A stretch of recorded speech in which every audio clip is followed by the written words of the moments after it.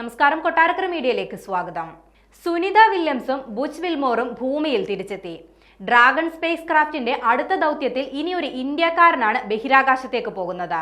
Space X Dragon spacecraft പേടകത്തിൽ ബഹിരാകാശത്ത് പോകാനുള്ള അടുത്ത ഊഴത്തിലാണ് ഒരു ഇന്ത്യക്കാരനെ കൂടി ഉൾപ്പെടുത്തിയിരിക്കുന്നത്. ശുഭാൻഷു ശുക്ലയാണ് ആ ഇന്ത്യക്കാരൻ.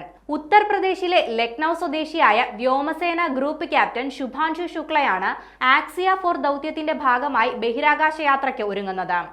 നാസയും ISROയും തമ്മിലുള്ള സഹകരണത്തിന്റെ ഭാഗമായാണ് ഒരു ഇന്ത്യക്കാരന് വീണ്ടും ബഹിരാകാശ യാത്രയ്ക്ക് അവസരം ലഭിച്ചിരിക്കുന്നത്. ഇതിനു മുൻപ് 1984 സോവിയറ്റ് യൂണിയന്റെ സോയൂസ് T-11 ദൗത്യത്തിൽ യാത്ര ചെയ്ത രാകേഷ് ശർമ്മയാണ് ഇന്ത്യൻ പൗരനായ ആദ്യ ബഹിരാകാശ സഞ്ചാരി. ഫ്ലോറിഡയിലെ നാസയുടെ കെനഡി സ്പേസ് സെന്ററിൽ നിന്ന് space X Dragon space craft ഉപയോഗിച്ചുള്ള ആക്സിയ 4 ദൗത്യം ഈ വർഷമാണ് ഷെഡ്യൂൾ ചെയ്തിരിക്കുന്നത്. ഏകദേശം 14 ദിവസം നീണ്ടു നിൽക്കുന്ന ഈ ദൗത്യത്തിൽ ശുഭാൻഷു ശുക്ലയ്ക്ക് പുറമെ ബഹിരാകാശ യാത്രികരുടെ മറ്റൊരു സംഘവും ഉൾപ്പെടും. ഇന്ത്യൻ വ്യോമസേനയിൽ ടെസ്റ്റ് പൈലറ്റും ഇന്ത്യയുടെ ഗഗൻയാൻ പ്രോഗ്രാമിന്റെ ഭാഗവുമായിരുന്നു ശുഭാൻഷു ശുക്ല.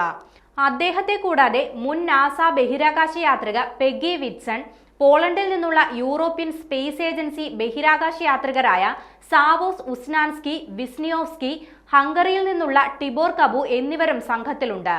നാസയും ഇന്ത്യൻ ബഹിരാകാശ ഗവേഷണ സംഘടന ISROയും തമ്മിലുള്ള വിശാലമായ സഹകരണത്തിന്റെ ഭാഗമായാണ് ഈ ദൗത്യം. ബഹിരാകാശ യാത്രയിൽ സ്വകാര്യ കമ്പനികളുടെ വർദ്ധിച്ചു വരുന്ന പങ്ക് കൂടിയാണ് ചൂണ്ടിക്കാണിക്കപ്പെടുന്നത്. ലോകത്തിലെ ആദ്യത്തെ വാണിജ്യ ബഹിരാകാശ നിലയം വികസിപ്പിക്കുക എന്നതാണ് ആക്സിയം സ്പേസ് ലക്ഷ്യമിടുന്നത്.